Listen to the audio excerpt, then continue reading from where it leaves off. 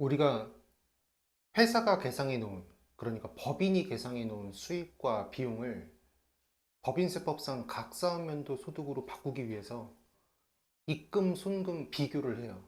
수익은 입금이랑 비교를 하고 비용은 손금이랑 비교를 하고, 그래서 일치하면 회사가 계상한 수익과 법인세법상 입금, 혹은 회사가 계상한 비용 그리고 법인세법상 손금이 서로 일치하면 조정할 게 없는 거고, 일치하지 않으면 조정을 하게 되는데, 이제 그걸 우리가 세무조정이라고 부르죠. 그건 뭐 다 아시는 거고. 세무조정에는 두 가지가 있어요. 세무조정. 다 아시다시피 각사면도 소득을 만들기 위해서 더하는 조정, 회사가 계상해 놓은 당기순이익에 더하는 조정인 가산조정이 있고,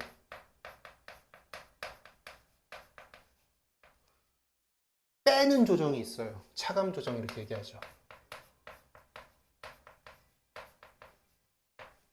가산조정에는 입금산입, 손금불산입, 차감조정에는 손금산입, 입금불산입이 있어요. 이게 세무조정이고요. 이제 이 작업이 끝나면, 세무조정의 작업이 끝나면 요 조정하고 있는 요 금액에 대한 귀속자를 찾아요.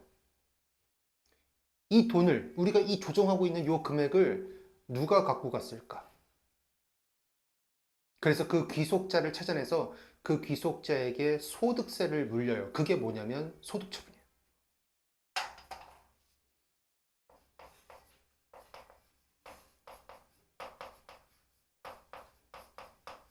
세무조정과 소득처분은 다른 얘기예요.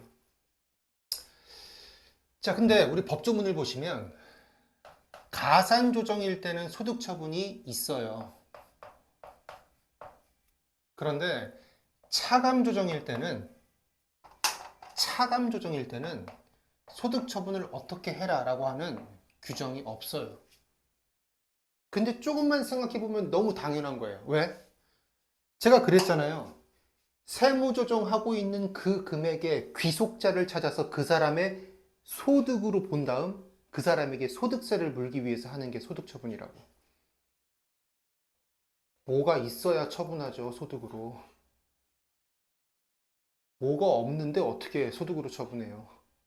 그러니까 가산조정일 때 소득이 생기는 거지, 차감조정일 때 소득이 생기는 게 아니잖아요. 다 비용 처리하고 수익이 없다고 얘기하는 건데 무슨 소득이 생겨요? 그러니까 당연히 법조문에서는 차감조정일 때 소득처분이 없는 거죠. 규정할 필요가 없는 거죠. 뭔가 수익이 생기고 회사가 비용이 아닌 것을 비용 처리했을 때 그 비용 아니야, 너 돈 번 거야 라고 얘기를 할 때 비로소 소득이 생기는 거죠. 아, 그렇구나. 그래서 우리는 원래 가산조정에 대해서만 소득처분을 생각해 보시면 돼요. 근데 뭐 다 공부하셔서 알겠지만 차감조정일 때는 마이너스 유보와 기타라는 소득처분이 분명 존재하잖아요. 요건 실무에서 그렇게 하는 거예요. 실무에서. 법조문에는 없어요.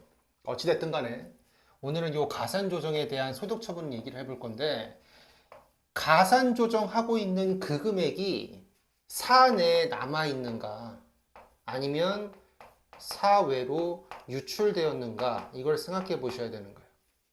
사내에 유보되어 있다면 그 조정하고 있는 금액이 어떤 역할을 하고 있을까? 일단 사내에 유보되었다면 그 조정하고 있는 그 금액의 귀속자는 법인이 될 거예요. 그 법인의 자산 부채에 영향을 미치고 있다면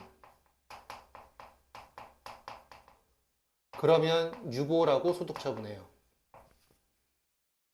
유보는 법인의 자산을 늘리고 부채를 줄이는 소득처분이에요. 법인세법은 순자산 증가설이죠. 법인의 자산을 늘리고 부채를 줄이는 조정으로 인해서 요 조정하고 있는 금액의 귀속자 법인에게 법인세를 물린다. 그렇죠? 사회 유출된 경우에는, 이거 얘기하기 전에 이걸 먼저 얘기해야 되죠. 자산과 부채에 영향을 미치지 않는 경우라면 그러면 유보가 아니라 기타라고 소득처분해요. 자, 이제 사회 유출이요.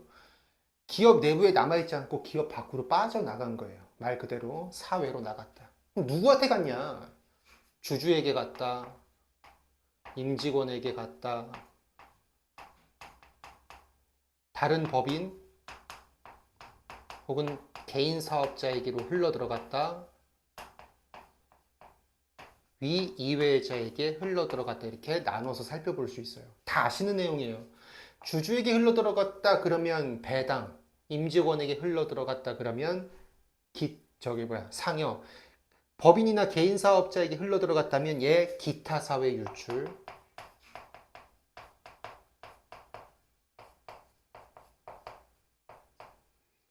위 이외자에게 흘러들어갔다 그러면 기타 소득으로 처리를 해요. 그런데 주주에게 처분하는 배당, 상여, 기타 소득은 다 소득세법상 소득이에요. 그래서 주주에게 배당으로 처분한 그 인정배당에 대해서 배당 소득으로 봐서 소득세를 원천 징수해야 된다. 누가? 법인이. 임직원에게 흘러들어간 그 금액 상여로 봐서 소득세법상 근로소득 원천 징수해야 된다. 위 이외자에게 처분된 그 기타 소득에 대한 소득세 원천 징수해야 된다. 이렇게 됩니다. 그런데 이 기타 사회 유출이라고 하는 건 소득세법상의 소득이 아니에요.